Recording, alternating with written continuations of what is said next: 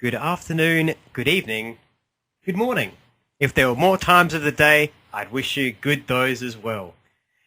Welcome to From the Batcave. I'm your host, Red Thunder Adam Gerard, and joining me this week, we're a man down because he's spending his first week in punishment off in, not that. Lian Yu? Lian Yu, thank you. So many places we've been this week. It's been a real jet-stripping adventure. Matt the Preview Richens, first week in exile off in the Siberia-like places we've sent him. Yep. So, this week, just the original, the core crew of the Just Us League, the founding members. Joining me, the Honey Badger, Terry O'Neill. That's me, guys. And the Dad Knight, Braden Hearn. Hello there. And how are we this week, gentlemen? We're preview-free. Already the atmosphere feels different. It feels like there's going to be less fuck-ups. Feels lighter. Yeah, it feels... like there's not a burden on my shoulders to carry anyone. That's true. It might be more entertaining for the fans. More filled with that is facts. true. That is true. That is true. Someone who has the grasp of the English language. Yeah, it is a shame he can't be here because we are doing a Marvel film this week. It is the marking of Cinco de Marvel, isn't it? It is indeed. Well, this is the first day of Cinco de Marvel. I'm actually getting something incoming at the moment. I think this might even be from Lian Yu. Is that you, Proby? Hello? Dear Lord. Oh my god! The Wi-Fi signal in Lian Yu is working. He did it. He found a He MacGyvered his way with the vapor clip and the bubblegum wrapper. Well done. How are we, pros? Hello. Hello. I'm in a bit of pain, but you know, we'll get past this. How's the gimp? He's dead. It only took you what, like 48 hours? Well done. It was about 5 minutes, to be honest. I met him and I was just like, "That's it. You're off my list. I need to survive this island. You're fucking gone." Oh, that's fair enough. Fair enough. Jesus. Well, there you go. Joining us live from Lian Yu, Matthew the Preview Richens. He hasn't seen Gotham though, has he? Has he done the unthinkable? Sorry? Have you seen Gotham? No, I haven't had time, to be honest. And you know, the fucking travel and packing and Raping. chaos and being, it's just I haven't even like looked at a TV. Have you made yourself a shelter though? That's the important. I think you're going to need to make a TV. Is more important. But That's next on my list. Excellent. What, TV or shelter? No, TV. Good to see you got priorities straight. Well, if you make a TV, then the priority to keep that TV working is to make an awesome shelter. So it's sort of like backwards motivation. Swings and roundabouts then. So it's basically like, well, I'm going to buy the best engine I can, and then later I'm going to put the car in it because you want the engine first. That's the most important part. That's it. So you joining us for the full show there, Matt? Probably not. Okay. It's a bit crazy out here. So okay, with the wildlife and whatnot. Yeah, that's fair. And the fact that I haven't watched TV yet, so okay. I think that'll be on my list to do tonight or tomorrow, just after the now I've eliminated the GIMP problem. Excellent. Well, you probably use some of his apparel to make the TV. At least wrap it in vinyl with it. Absolutely. Nice 80s look. Well, I can tan his skin and use that as like a leather barrier for when the rain comes. That's good. That's a good idea. That's good. I'm glad to see you really adapt to this Bear Grylls lifestyle. You'll be drinking your own piss in no time. No comment. He's just got to find a way to like carbonate it so it actually just like it's okay. It's like a soft drink. I'm sure. I'm pretty sure that's how they make Mountain Dew. They just add caffeine to kill off some of the stuff. That's right. The only Jew with diet in it. So I probably won't be here for the full episode because I haven't even had a chance to watch the Death of the Incredible Hulk. So I'm really, you guys really well and truly stuffed me up this week for getting my update on the TV. The worst part is that this, as we just started to say, and it's a good thing you're here now because now we can let you know in person. Today marks the first day somehow of Cinco de Marvel, where all month we'll be looking at Marvel films. Yes, when you told me that I was going to be exiled, that was, the first thing on my mind was, fuck, I'm going to miss Cinco de Marvel. But it's all right. I was trying to make it better. You're right.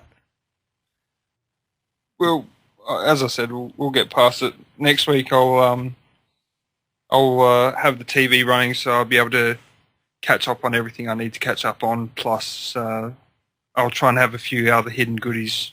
Ooh. Ooh.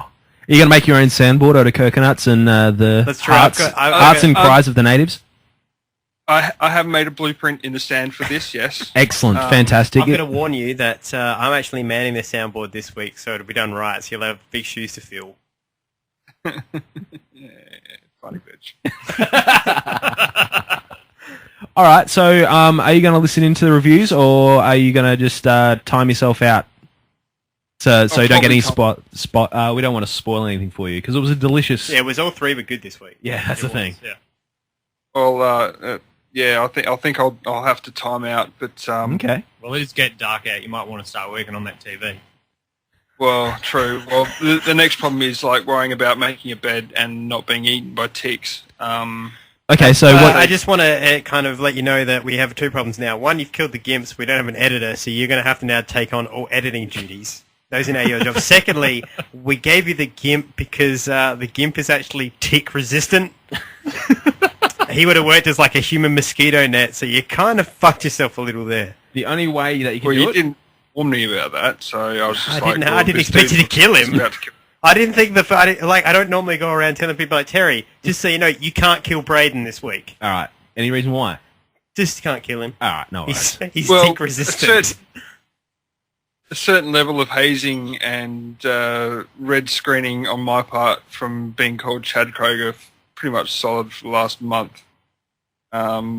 Sort of as soon as he started mumbling Chad Kroger, that was it. I just snapped and it was game over. All right, look, I need to call you out to task here because we all know that I'm training to be a criminologist and an investigator. And my investigating hairs have stood up on the back of my neck. And do you know how I know that? I know that because I've never subjected and I would never subject the probie to Nickelback. Therefore, he cannot know who Chad Kroger is. So how would he know those words, Matthew?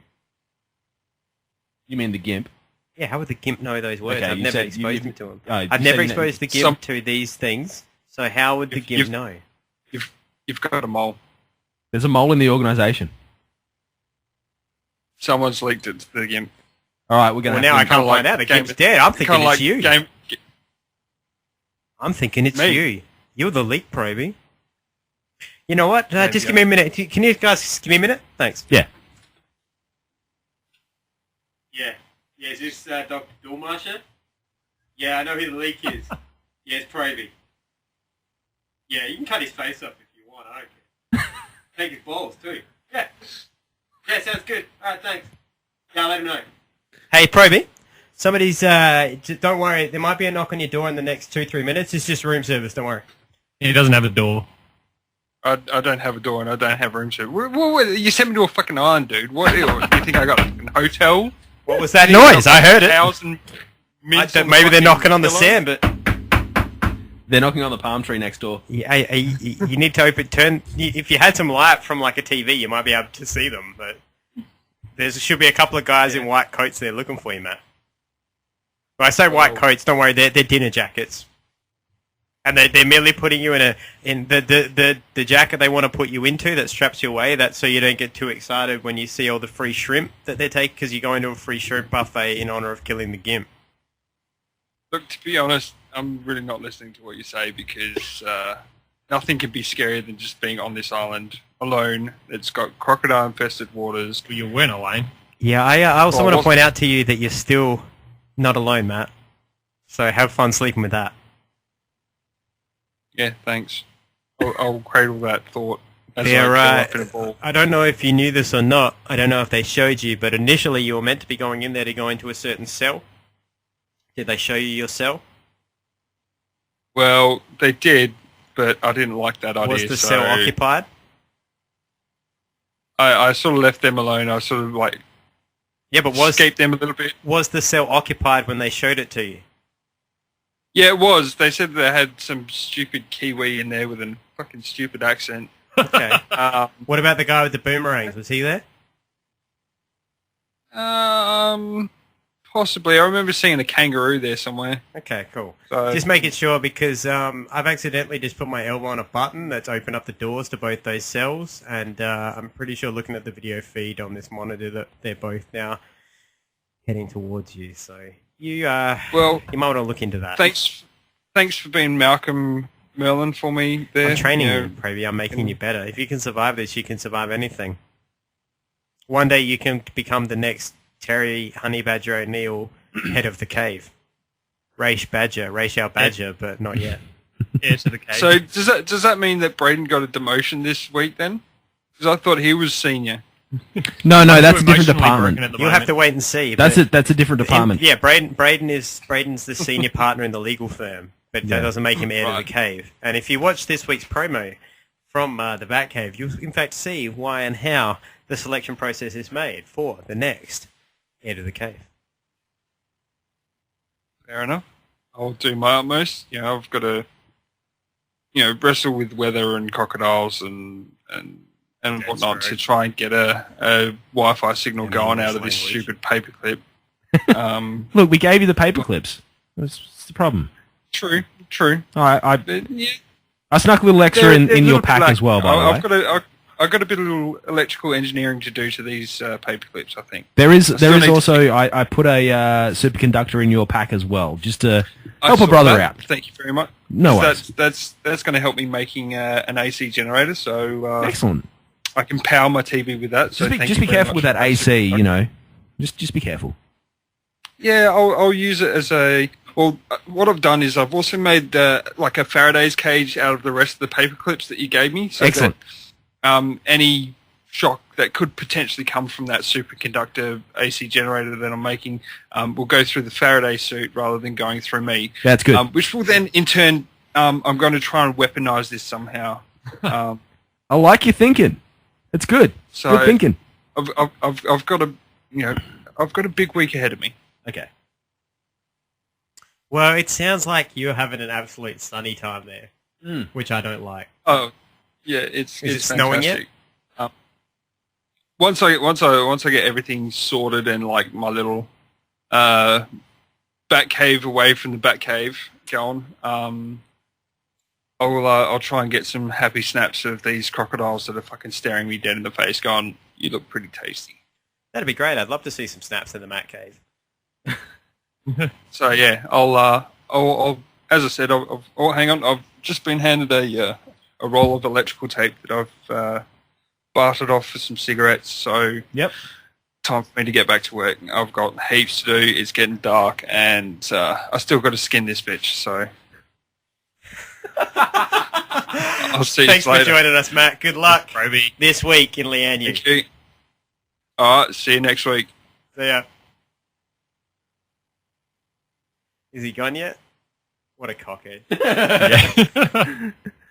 Well, there you are, ladies and gentlemen. He's not dead yet, unfortunately. That was a surprise. I wasn't expecting that. No, neither was I. But good. I have a feeling that Dad might know about it, though. Yeah, so do I. I think maybe there's collusion here, and we might need to break some legs later.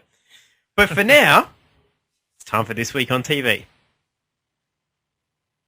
My name is Oliver Queen. After 5 years in hell, I have come home with only one goal: to save my city. To the rest of Starling City, I am someone else. I am something else. My name is Barry Allen, and I am the fastest man alive. A friend recently gave me the idea for a new name, and something tells me it's gonna catch on. James Gordon, out from Pennyworth. We're gonna get the guy that did this, sir. New boy, are you? That's right. Good luck, mate.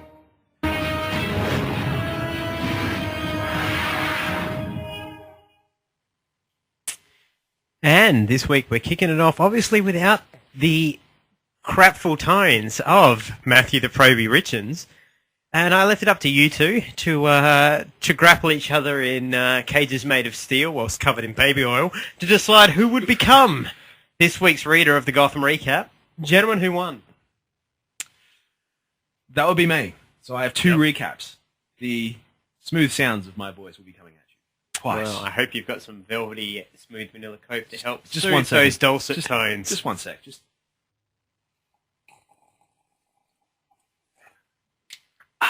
It's so refreshing. It is, It's like there's a party in my mouth and everyone is invited. except for Proby.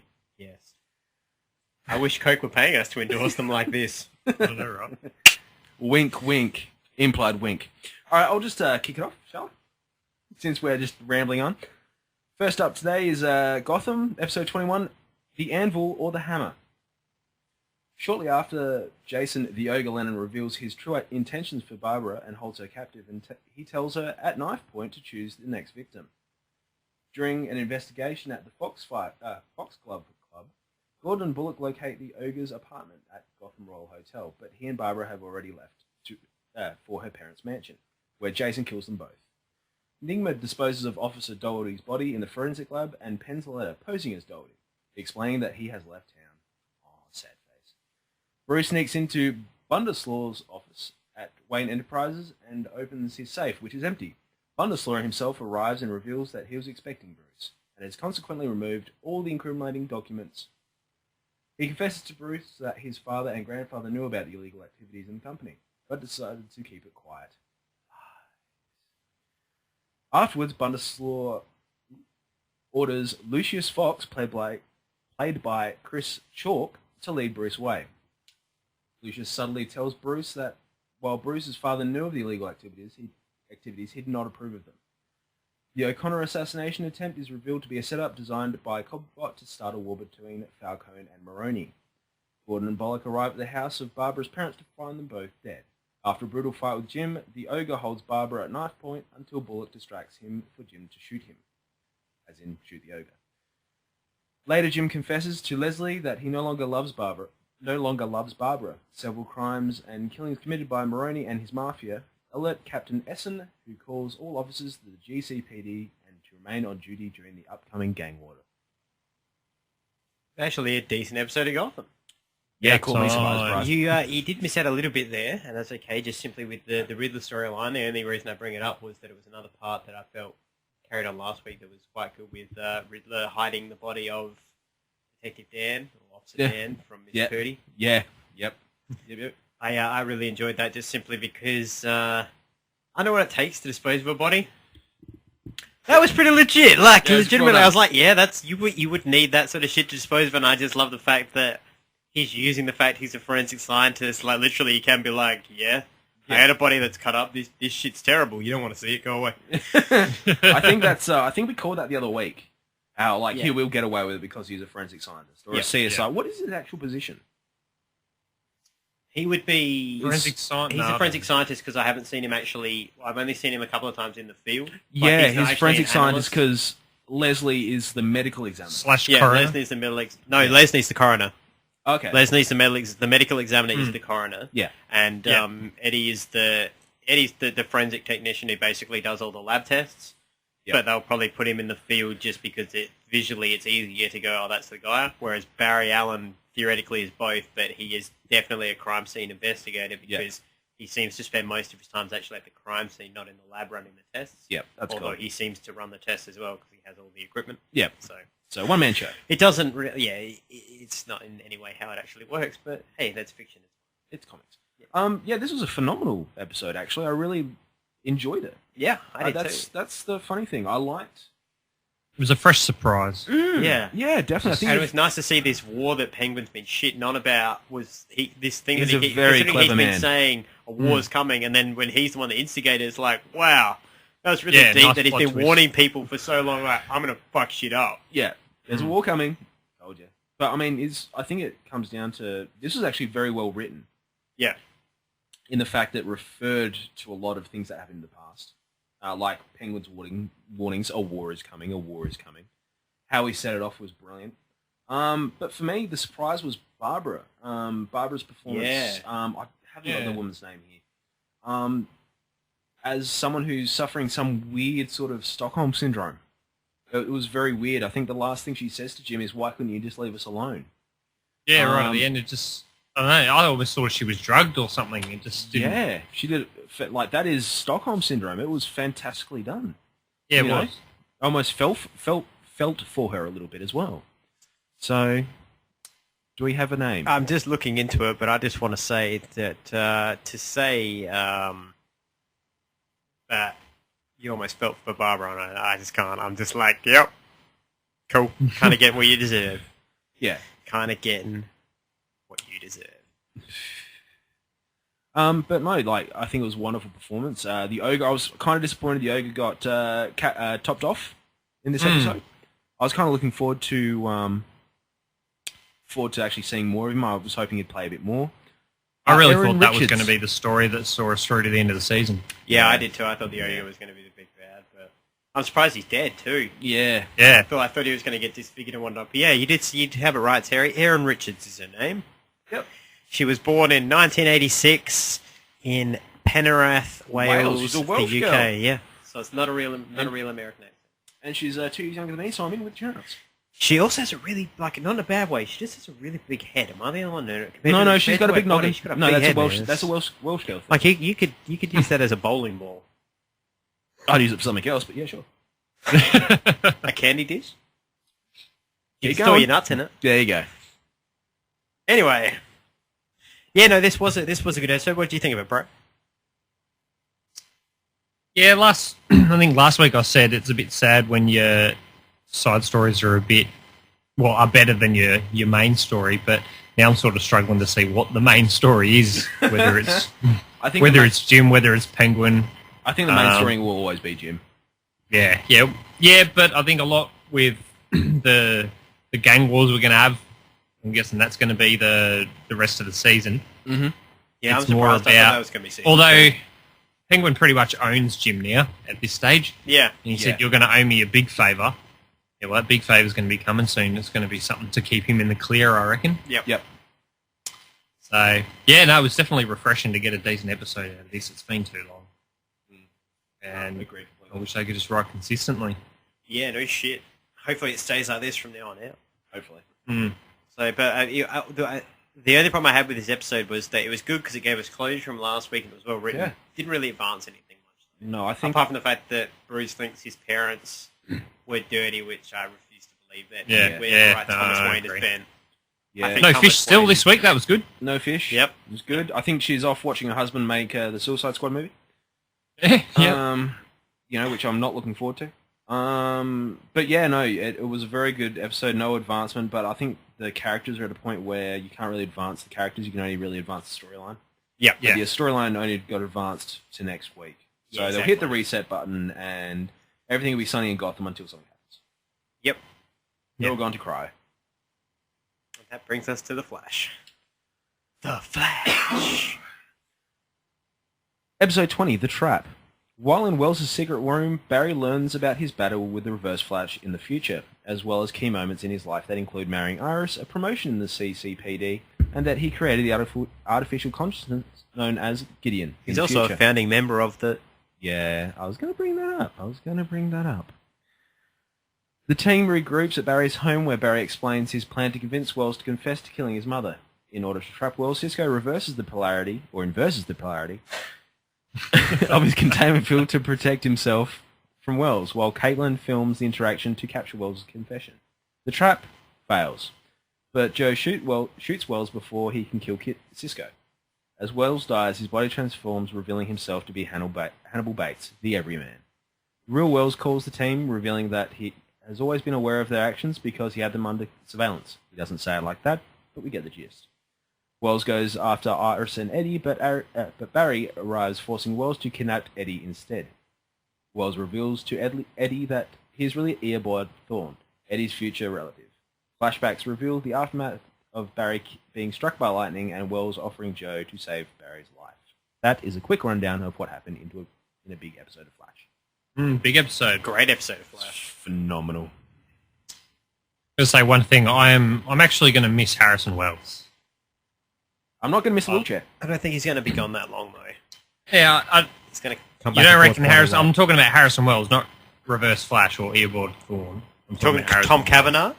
Yeah, Tom Cavanaugh. Yeah, I don't think that I think Tom Cavanaugh is going to be for this show what Malcolm is for the Arrow, Yeah, absolutely. whereby he'll come back quite a lot. He'll be revealed to be someone's father or something. Yeah.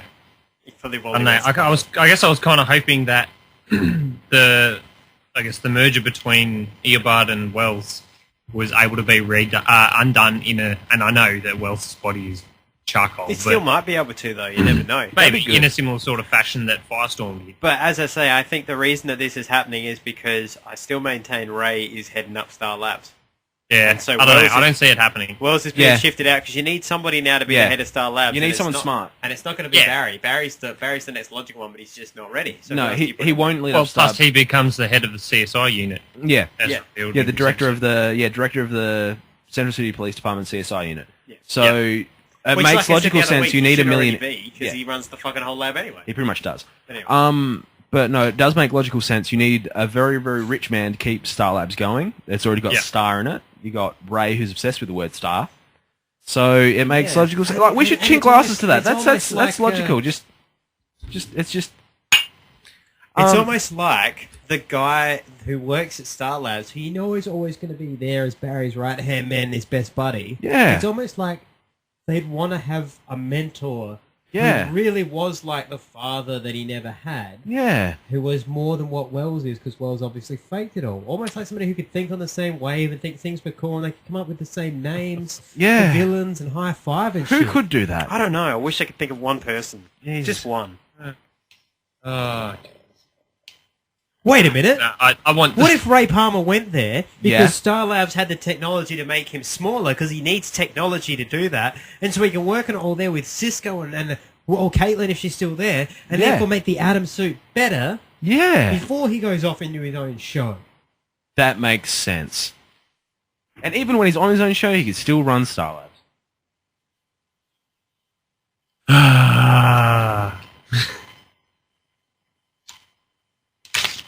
So yeah, That's heartbreaking. for those of you that can't see on the video stream, Braden has just ripped a picture of Terry.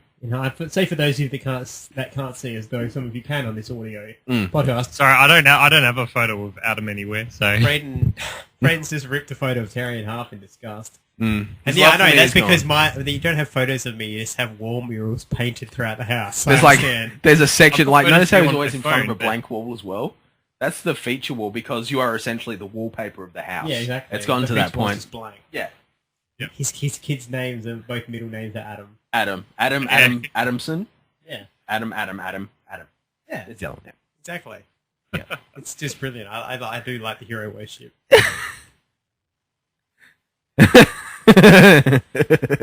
So anyway, what did we all think of this week's Flash? It's what more? Yeah. I love that phone call at the end. Yeah, that was That brilliant. phone call where That he's was like, "Are you all like dense as shit? Yeah. Like, come on, Come on, man. come on." I'm from the future. I know I've got all this tech. You don't think I'd be prepped for this? Come on. Yep. He's so sinister as well. I mean, this is the second time we've seen him use one of the prisoners of the pipeline with the promise of freedom. He used Gerda to take on Power Outage. Oh no, what was the guy's name in Power Outage? No, it wasn't Pied Piper. It was Power Outage. Yeah. Power Surge or whatever they named him. So he used Gerda there, and he used every man in this sense. So that was quite interesting. There is something that annoys me about whether it be somebody playing Wells or whether he Wells, whenever he's up out of the wheelchair, his shoes change. Yeah. I don't. And it only bugs me because they do so much close up to do with his feet. Yeah. But he wears the shoes with the white soles in the wheelchair, and then suddenly he wears sneakers that have shocks. Yeah. In the back, and it's a jarring visual, and it's like, what? I don't understand. Yeah. No, that's fair. That's I very don't fair. understand. That's absolutely fair. Yeah, absolutely. It'd be like if Flash was like, well, I wear these yellow boots while I'm running. Yeah. But if I'm fighting, I put on my red boots. It's like time out. I just got to put on my booties. Yeah, exactly. Yeah. It just Once again, the power is in the shoes. I think we've cracked the code on that it's one. irritating. I've tried to work out whether or not he needs running shoes to get there or not. Yeah, But I think we've cracked the code on that one. So yeah, that's that's what it is. He is Apollo. It's the boots. yeah, It's so, the boots. So I'm assuming that in another life, before he became Inverse Flash, that Eobard Thorne was in fact some form of basketballer. Yeah. Probably on the Timberwolves or something.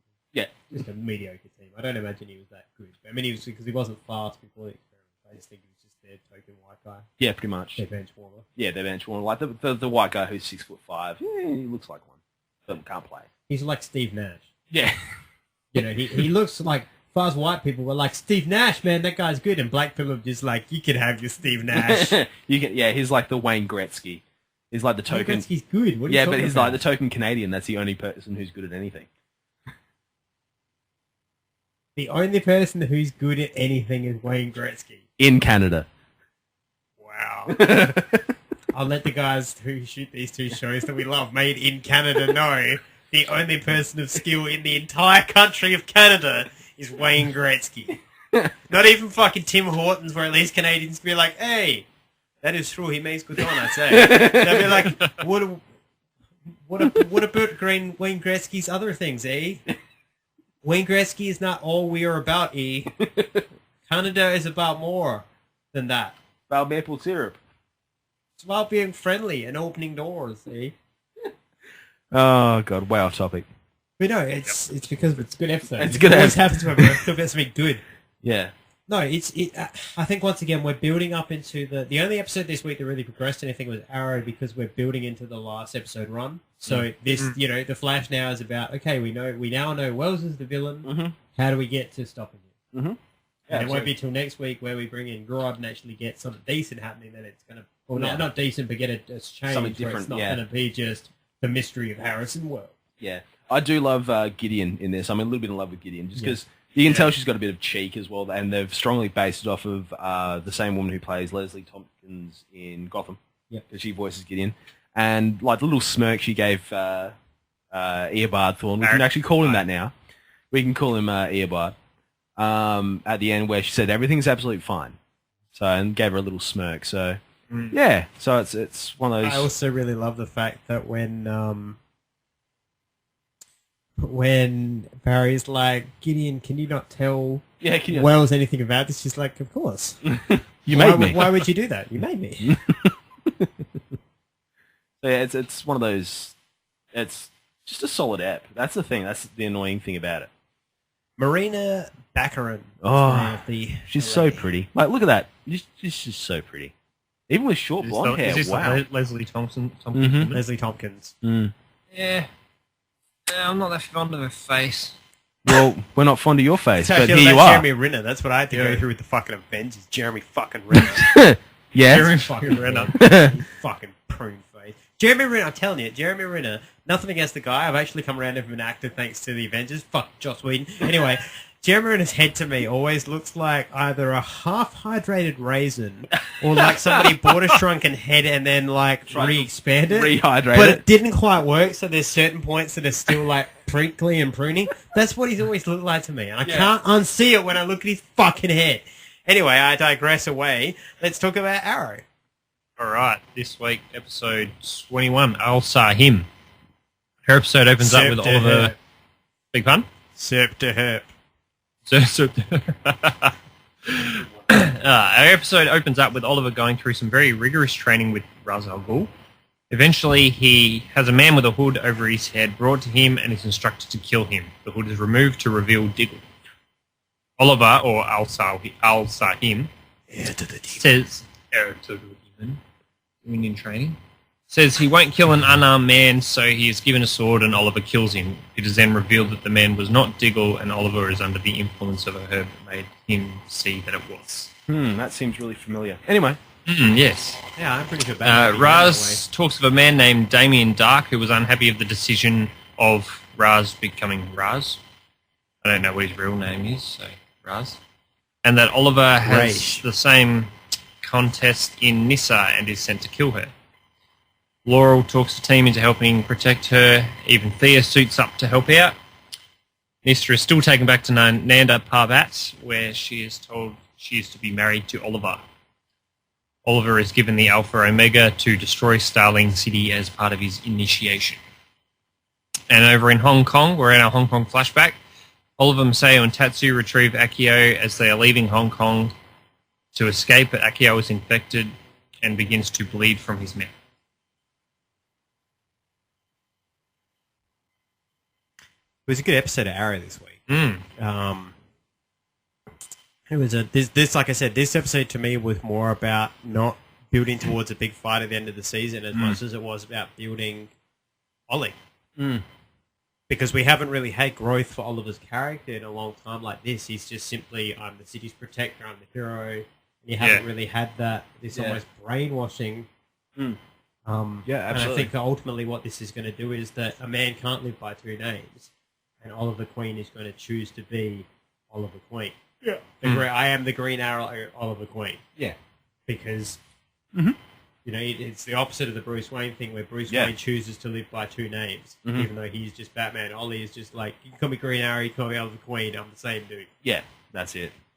I mean, this episode was full of little cookies as well. Yep. We just had a quick discussion while we were listening, but as soon as he said the name Damien Dark, because when that was mentioned in the episode, I'm like, where have I heard that? And then he actually went into, he created his own hive? Yeah. I'm like, hive. Yeah, that's right. oh my Hive, god, yeah. like he said, like Raish said, he created his own hive of people, and I'm like, hive. Oh And yeah, that's hive. what Diggle is ultimately. Diggle's storyline next year will be hive. Yeah, we'll be hive. Yeah, so I think it was nice how they're trying to draw. Well, Raish's character is trying to draw parallels between himself and Ollie. Yep. Nice little hint at Diggle suiting up. Yep. Yes. Dulce costume. There's like identity concealment device. So yeah, maybe he becomes the next Deadshot, like with the white mask and the red eye. So maybe a more traditional look for him as well. I really did like the fact that we live in a world these days. Hear me out, because it's going to sound weird, Stolly.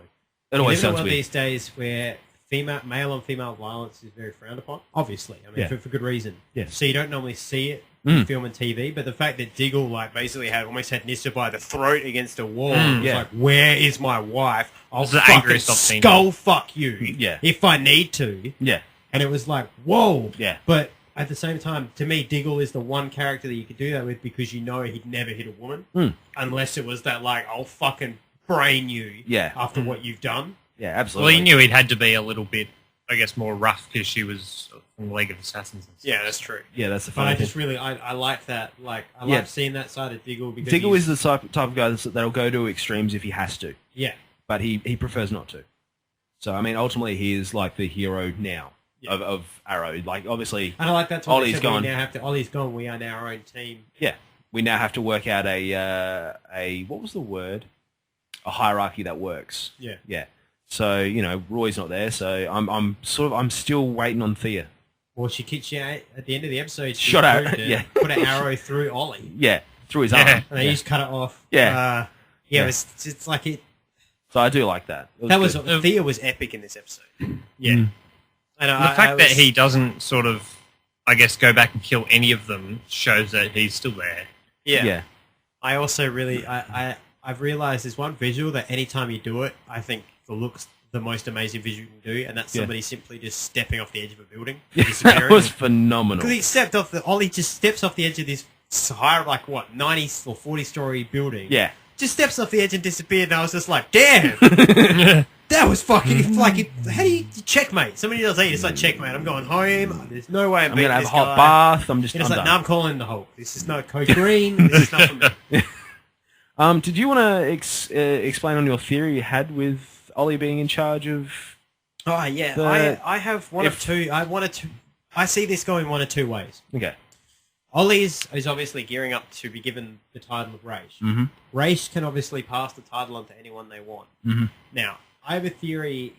It'll go one of two ways. I'll explain the more convoluted and the easy one first. Yeah. The convoluted one is that Ollie has somehow decided to go undercover and infiltrate and destroy the League from within. Yeah. So he's making conscious decisions at the moment. Yeah. See, I think he's going to actually do that with Nissa. Right. Mm. My other theory is that he's actually gearing up to become Raish to hand the League over to Seo. Mm. Because he knows if you give that army to Maseo. Sarab, or either Sarab or Maseo, he's not going to use it for evil. Yeah. Sarab is not an evil man. Yeah. Even though he is League trained, he's not an evil man. He's a man trying to repent. I've given you an army to ensure this can never happen again. To ensure that you can keep the memory of your son intact. Absolutely. Plus, he's Asian. Yep.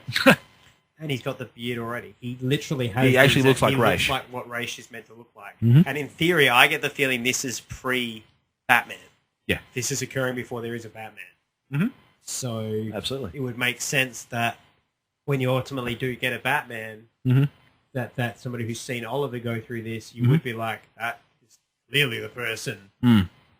Absolutely, I agree. The more I think about it, the more it makes sense as well. Well, I definitely hope it's what makes sense, especially considering we've already seen leaked still shots of like Ollie standing with the rest of the team in the crossover that's meant to be happening this season. Yeah, Well, definitely. That's the world's fight. Yeah, so that's obviously that'll happen. Like something will happen because if you've got the situation where he's been completely brainwashed and taken over, you're not going to call him.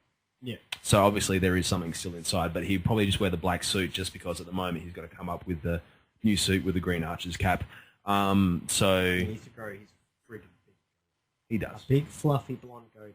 That fools nobody while you're out there because it looks exactly the same on your face when you don't have the mask on. But it's cool because people are just like, man, if this motherfucker is crazy enough to still wear a mask and have that beard and come at me, I'm putting my bow down and just giving up. Yeah, exactly.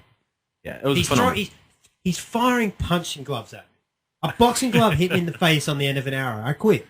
Game over. I quit. There is I want to refer back to that scene because lately the C-dub in the that Wildcat episode. This is like a throwback for God knows how many weeks ago. Rewind. The speed bump. I'm going to throw a speed bump out there. Recently, the CW has released stunt footage of their stunt people. Now, these guys are people who don't get credited enough. Absolutely. Yeah, I saw this. And the way that scene was originally shot was Ollie was meant to fire, or the stuntman was meant to fire an arrow at the glove, not stab the glove. The way they did it, he does a backwards roll, fires the arrow at Wildcat, but the arrow locks into the glove and then goes through to punch. I saw it, I'm like, that's phenomenal. Yeah, I saw that too. That was great. It was great. And like these stunt guys, there was also another scene where they choreographed Merlin and a Thea fight scene in the loft where they're still training. Yep. There's a part where she cuts the pot cleanly in half. All up to that point, it's actually a bamboo sword, a wooden sword, so they can. But that scene where she goes over the big overhead cut onto John Barrowman, he steps out of the way perfectly, and she was meant to hit the pot, but no one realised how sharp that sword was because it went straight through perfectly in half. And they said if you pause it, the look on her face is priceless. Oh, so that's actually Holland. That's Willow Holland, and that is a pot, literally splitting in half, an actual pot, not a stunt. Real. It's not a stunt pot, but just like one man. Those stunt pots don't get enough credit. They don't. They don't get but enough. no, that's just that's what this TV show does phenomenally. Like you were saying, stepping off the ledge. Like, granted, that's probably only a 6 to 8 foot drop. He will have visually, dropped onto a crash pad. But visually, these shows are actually starting to ramp up more and more with stunt work. And the thing is, yes, there's CGI being used, but there's also these stunt coordinators and everything behind the scenes, and it's just absolutely phenomenal. Sort of clever things like you would expect out of a superhero. Yeah, so that's just it. And it's all very real. He hasn't got superpowers. He's just good. Yeah. Yeah. I think fight scenes now. We haven't reviewed it yet. We'll be reviewing it in a few weeks' time. But when we talk about Daredevil in particular, the fight choreography in that will change the way we see superhero fights. Oh, absolutely. Because that was hands down that's some of the best fight work I've ever seen in film. Yeah. Just phenomenal. But we'll get to that at a later time. Let's get to that. But back to Arrow. I absolutely think Thea was the star of this episode. Though. Despite all the shit with Ollie and everything else, Thea was the absolute show stealer because she didn't bitch. Like all the rest of them are crying and bitching and complaining, and Thea's just like, we need to accept. Like, we need to either get him back or we need to change the game. Yeah. See, I mean, that's my one gripe with this show is they feel the need to cram Felicity in every scene. Well, no, but they did it with Laurel. Go back to the first season. The first season, Laurel was the whingy cry in every scene. And then the fanboys latched onto Felicity. Yeah. And then now we got so Felicity has to be in every scene. So she even showed up. I mean, I know she was there with a purpose, but she even showed up at the handover point. Yeah. So what's she going to do? Like, I know she was there to conceal the guns, but someone else could have concealed. And she's like, don't touch me. We've been more threatening coming from Diggle. Yeah. Yeah. To be completely honest, it's just there's just a lot of shit in that I was like, it's just, they don't know how to write. Because if you watch Flash as well, whoever the lead female is, they're always just a whingy bitch. It was Iris, and then when the episodes where there's Firestorm, it's Caitlin. Yep. They're always a whingy bitch. Now, like I said, Laurel. Yeah. For the longest time, Laurel was a whingy bitch. Then Sarah came on for a little while and was the whingy bitch. Yeah. And then now Felicity is the whingy bitch. We'll remind, if we ever produce a TV show, let's not do that. Yeah. Yeah, let's not Absolutely. do that. The whingy bitch thing is just passe. Yeah. Yeah. Absolutely. All right, well, that's TV for this week then. Beautiful. I'd just like to point out we actually got a new opening on Arrow this week. Yes. That was cool. pretty cool. Yeah. Yeah, I like that. Oh, cool. I New was. opening, I'm gonna watch. My name was Oliver Queen. Yeah. Mm. It's very He cool. completely forgets, doesn't even talk about the island anymore. It's all about since he's been back, and he's for the past 3 years I've been. Yeah. Yeah. I really Cool. like that. Cool. Yeah. I'm kind of keen to see the flashbacks. I like the flashbacks to Hong Kong, but I want them to go back to the island. I don't know Well, how he's he gets... obviously going back to the island soon. No, Yeah, I can't I, wait. I reckon that'll be like season 5. Yeah? Actually, no, because he's got to go to Russia next. Yeah, no, he's got to go to Russia to be... So yeah, I think the he ends up back Brutliver. on the island last. But Yeah. he may end up back on the island as his way of getting home, because now he's Yeah. ready to go home. Yeah, so that's I'll true. go back from where I was, Yeah. so that people don't ask questions. Yeah, that's fair. That's fair. No, that's a very good point, Braden. The opening credits were definitely very cool. Mm. All right, well, let's hand out some awards for TV, some twards, as it Awards. were. And starting off with Barbara Gordon, bitch, moment or person of the week. Felicity. Just Felicity. Solid answer. This probably almost seems like the only option, to be completely honest with you, this week. She doesn't get the award for Hobaggery, but she gets the Barbara. Oh, there's no. Yeah. She didn't go to Hobaggery levels this week. It's not as bad as No. last week. The Barbara Gordon Award. Hmm. Go on. I- Find someone else, Thunder. I dare you. I double dare you. I triple dog dare you. I'm going to give mine then to Barbara Keane because Interesting. first of all, one, she sort of allowed herself to get in that situation. Two, if you have a chance, if a guy's a serial killer coming at you, you have a chance to kill him, and you don't, before you're brainwashed, just saying, you don't have my sympathy. I will say, though, she did look mighty fine chained up on that rack. Yeah, I liked them all last week. I got to admit, I was a fan of last week's. Yeah. Last week's big buffy blonde hair. Yeah, you like the boof? I like the buff, let me tell you. The thing is, the only thing I didn't actually... There is one scene in that, like, where he said, you get to pick the next victim. A smart person would say, kill yourself. Jim Gordon. I thought she was going to say Jim Gordon, Yeah. and I would have been like, that's brilliant, because he's going to go after Jim, who Jim already... And, you're going to... Jim would be like, come at me, bro. Yeah, exactly. Yeah. And Jim would just be like, Pop, oh, you're dead, that's a shame. Yeah. Pretty much what he did anyway, but still. Mhm. I Actually- really did. I thought she was dead too when the knife went across her throat as he Yeah, fell. I yeah. was like, she's Yeah, dead. she did. But But no, If she so, got a no, bitch I'll- award I'll just for... give- I'll give the Barbara to Barbara as well, but ooh, I guess because... you I mean, late if, jumping some bitch. if I was in that situation and someone was holding a knife to my throat and said, tell me to kill someone or I'll kill you, wouldn't pick me fucking parents. I'd probably just let them kill me. Like, Oh, so you want to be a martyr? Is that what you want to say? That was Yeah, so like- weird too that she chose her parents. It wouldn't surprise me. I'm not actually. surprised by it, but it just felt weird. I was like, that was... I'd pick someone it was high very profile. bitch-like. What? Very bitch-like. Yeah. I'd pick Yeah. someone high profile. Who do you want me to kill next? President. Yeah. Go on. Jesus. That would make me happy. Batman. Oh wait, he's not here yet. Bruce Wayne. Kill him. You have to get through Alpha. I for thought that. she was Good going to luck. say, I actually thought it was either going to be Jim or Selena. I thought she was going to say Selena yeah. Kyle. Yeah. Whoa. That's amazing. All right. Fine. Barbara gets the Barbara and Felicity gets a Barbara. Barbara gets two Barbaras. Barbara gets a pair. All right, who is getting the Cranstons?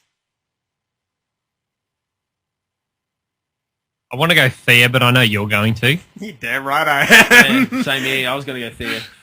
You late jumping some bitches. No, I was Yeah, thinking Thea, yeah. like, when I watched the episode. That was, Thea was amazing. she's always... Mm. Willa Holland is just amazing. Yeah. Yeah. I want to get a better look at her costume.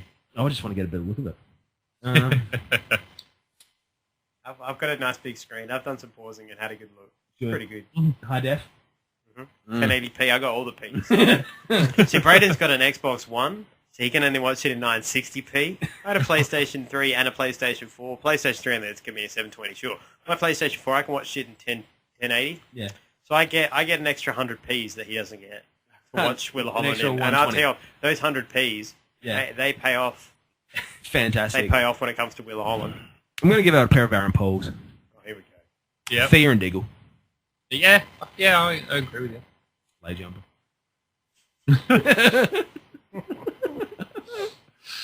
I liked his moment of just pure anger when Yeah. his wife got taken. That He's the was- type of guy you don't want to upset. Mm. Yeah, but I think that was kind of the point. Was like, stop fucking with me. Like, I know how to end your shit. Mm-hmm. I know you, Diggle. Yeah. And I also love the fact that Diggle's just like, even though it's Oliver doing it, he remained angry. Like, he was clearly angry and clear to the point of like, you don't want to piss me off, Oliver. But at the same time, he's still like, man, just give me my wife. I don't want to hurt you. Yeah. So Diggle still remained Diggle. At no point did he go like what most of the characters in this show that's like, something happened to me that was personal. Fucking I need to drink. Yeah. Can you notice that? Recurring theme in Arrow. I'm angry. Let me drink. Yar. Yeah, they're all Now I'm an pirates. alcoholic. They're all pirates. So yeah, Aaron Pauls for Diggle and Thea. Diggle and Thea. Yep. I was about David Ramsey and Will Holland. Oh, what do you got, Brayden? Yeah, I'm going to go with I forgot his real name now. Jesus, Oliver Queen, Stephen Amell. Yep. I don't know, I just think his acting range has picked up so much. And He's gone full gruff Arrow as well, which is cool. yeah, I really enjoyed that. Yeah, he shaved his head, and it tied nicely with the fact he's Casey Jones now. He actually looks cool in the hockey mask picture. He does, I was he does. Like, damn, that actually looks like Casey Jones. Yeah, yep. Doesn't have the long hair, but still, you can kind of shut up and take my money from that picture. Yeah. pretty much. Yeah. Cool. All So, right, that's that's it. the awards. So that brings us into our next segment, which of course is everybody's favourite for the week. And now for our feature presentation. For 12 years, Put your hands behind your head! I battled the beast within me. I want to destroy it and be human again. At last, my fight for freedom is over. But if he destroys the Incredible Hulk, will he also destroy David Banner? There is a chance I can rid you of this thing. And now, NBC presents a world premiere event. Please, no! The end of a superhero legend. The death of the Incredible Hulk. That's right, it was the death of the Incredible Hulk, the last in the line of the Bill Bixby Incredible Hulk series. Moment of silence, please. Yeah, that's Pour one out for my homies. that's pouring So a 40 again, out the of the synopsis for this. I also have a little bit of trivia for where this series was going to go had it not been cancelled, and I think Bill Bixby. I'm fairly certain this would have been one of the shows that around because this happened in 1990. Around 94 and 95, a lot of shows got reboomed and rebooted. Yep. I really think this one would have been one they would have probably given another chance to if Bill Bixby hadn't, or as I like to call him now, the Bix. The Bix. If the Bix hadn't sadly passed, because we're really ashamed because. As we'll get into a bit later on, I imagine Terry will bring up quite heavily. Yeah. We've noticed a lot of the Bix influenced a lot of future Hulks. Yeah, absolutely. So we'll talk about that in a little bit. But here we go with the synopsis for the death of the Incredible Hulk. David Banner is masquerading as David Bellamy, a mentally challenged janitor in order to gain access to a scientific research facility. He's determined that the studies of one of the scientists there, Dr. Ronald Pratt, may hold the cure to curing his condition. Pratt takes a liking to the man he sees only as a building custodian. Cleverly bypassing the security, Banner enters Pratt's laboratory, examines the formulas on his blackboard, making corrections and filling in the gaps. Pratt finds the changes the next morning and realizes to his amazement that they are correct. After this has happened a few times, Pratt one night hides in his lab and lays in wait for whomever his unknown colleague may be. Pratt turns on the light and steps out from the shadows. Speechless, Banner stands frozen at the chalkboard. The elderly scientist moves towards the alarm button, asking Banner to tell him anything that will keep him from pushing it. Banner, David blurts out. My name is... Pratt repeats Banner's last name in surprise. He is aware of Banner's reputation and his work, having read his papers regularly. He believes Banner too had perished in his 1977 lab fire. Banner tells Pratt that Banner tells Pratt of the gamma radiation overdose that led to his metamorphosis, and he's wondering in hopes of finding a cure to reverse it. Both scientists agree to work together to cure Banner and perfect the formula harnessing gamma radiation believed to provide ordinary humans to possess superhuman strength when under periods of stress and duress. The two men become friends and even become like father and son, and Banner is accepted as part of Pratt's family. One day the pair decide to experiment with Banner's metamorphosis, which leads to another experiment that could cure Banner. However, an Eastern European spy network dedicated to using Pratt's work for corrupt purposes breaks into the lab, halting the experiment and kidnapping Pratt and his fellow scientist and wife, Amy. Banner falls in love with Yasmin, a reluctant spy in the network who returns his affection. With her help and the help of the Pratts who are rescued, whilst pursuing the kidnappers, Banner once again turns into the Hulk, and whilst trying to protect the Pratts and Yasmin, the Hulk runs towards a plane which is escaping with the villain aboard it and breaks into it. He climbs aboard before it can take off. He enters it and stops the two spies, but the plane explodes and the Hulk is thrown into it. As he falls into the dark, landing on the concrete, his motionless body turns back into Bruce Banner, or David Banner, as Yasmin kneels beside him, telling him to stay alive. It will all be okay, they can find a cure and he can be free. Banner looks up at her calmingly and with one last breath says, I am free, and dies. That is the end of Incredible Hulk.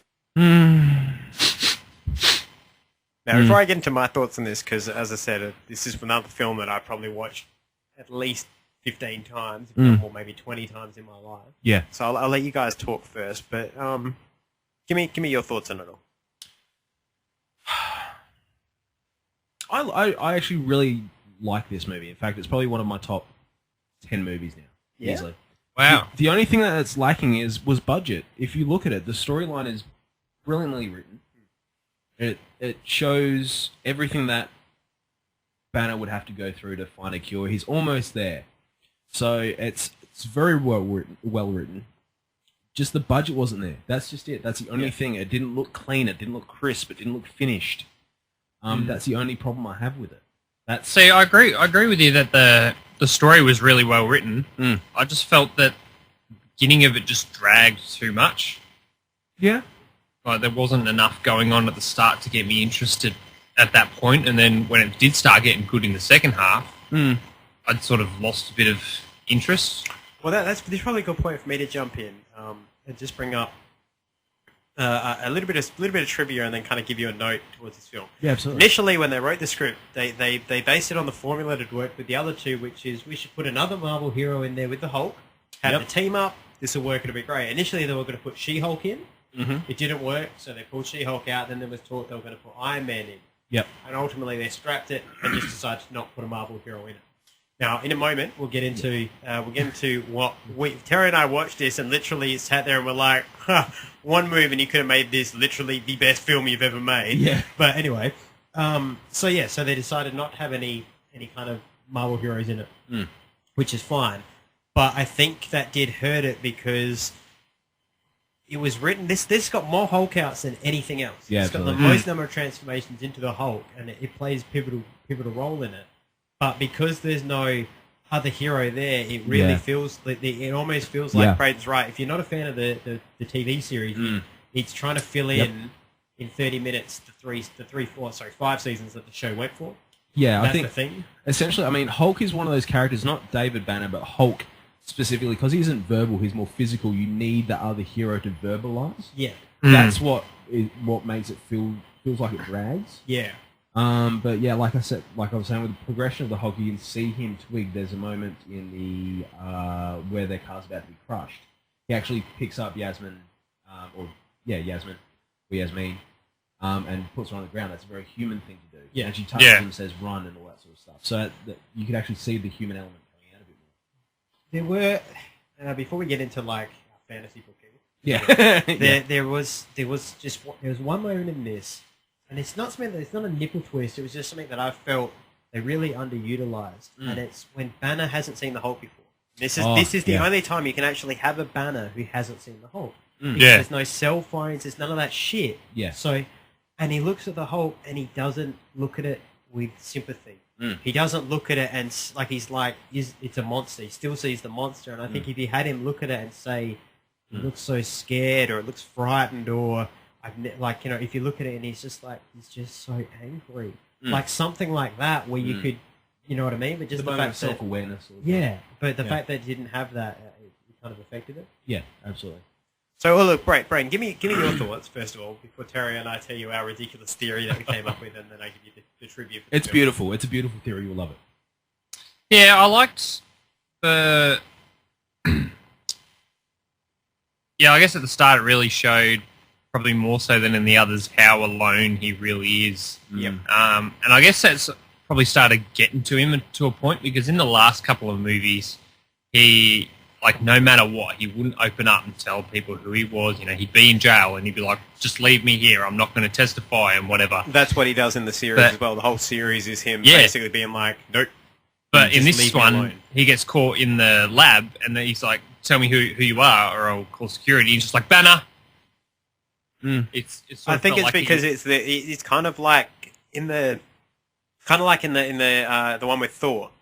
Yeah. Where what was Thor's keeper's name? Oh, good lord. The annoying fella. Frizzy hair dude. Blake. Donald Blake. When Blake yep. turns up and he's like, you're Banner, aren't you? And David, you see David, and David talks to him, and Blake's like, you just haven't told anybody about this? Yeah. And David's like, who can you talk to about it? Yeah. But I think this is that situation where he's like, this guy works in this same radiation. He understands it. Yeah. I can say I'm Bruce Banner. Yeah. And I think that's almost you can see when he says it, there's almost a look of relief on his face. Yeah, that's right. Where it's like, I can finally tell somebody I'm not. Plus also, it's got to be so hard to keep up the act when you're that intelligent that you're mentally challenged. Like that's got to be so taxing on you, because you've always got to be thinking how not to think. Yeah. Yeah. So yeah, I mean, but that's the whole point of this show. That's why the theme is called The Lonely Man. He's meant to be, every episode, he's just always moving on, because all he wants is to be free of the Hulk. Yeah. And that's ultimately where this was leading. Time for a bit of trivia for you. Where this was actually leading was that they were going to do another one called The Resurrection of the Incredible Hulk. And basically it was going to start off with him being wheeled into a hospital and being crash-matted, paddles and glare and all that sort of shit. And ultimately they bring back Bruce Banner, but it's Bruce Banner who can't turn into the Hulk. So he's cured. And so he kind of, he then goes to work for the government because he's cured now. He doesn't have to worry. So he goes to work for them, and he wants to make sure nobody ever deals with what he went through because of radiation. So all this is happening, and then ultimately he gets kidnapped by, I think they were going to be Russian again, because obviously we're talking end of the Cold War. All Americans could ever have were Russians.